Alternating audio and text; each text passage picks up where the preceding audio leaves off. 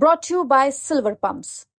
Top quality और consistent performance के लिए सिर्फ सिल्वर पंप्स नाम याद रखना। शीला दीक्षित जी और डॉक्टर मनमोहन सिंह साहब को क्या क्या नहीं कहते थे आम आदमी पार्टी वाले, यही केजरीवाल साहब, यही मनीष सिसोदिया साहब जंतर मंतर और रामलीला मैदान में खड़े होकर के इस सदी के सबसे शरीफ प्रधानमंत्री डॉक्टर मनमोहन सिंह साहब के बारे में क्या क्या नहीं बोलते थे। उन्हें भ्रष्टाचारी कहते थे, लेकिन तिमारपुर वालों, कुदरत की लाठी में आवाज नहीं होती है।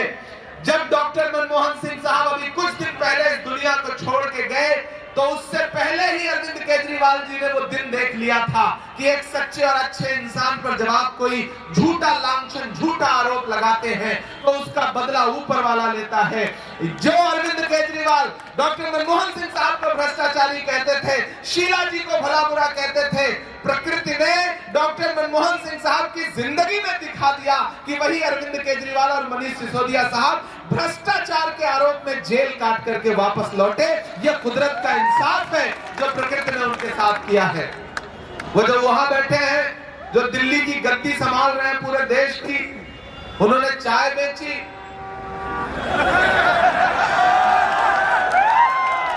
और फिर ये जो छोटे वाले हैं उनके छोटे रिचार्ज,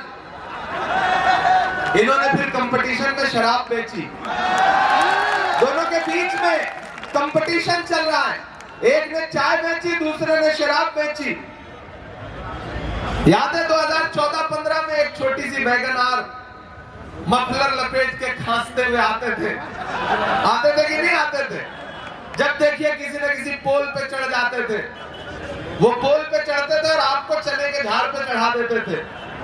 मेरा मानना है कि नरेंद्र मोदी जी जुमला देने में अगर 100% है तो अरविंद केजरीवाल जी 300% है।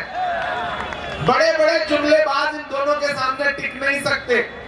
खुद की खांसी ठीक कर ली, पूरी दिल्ली खांसने लगी। हुआ है कि नहीं हुआ है? खुद का मफलर उतर गया।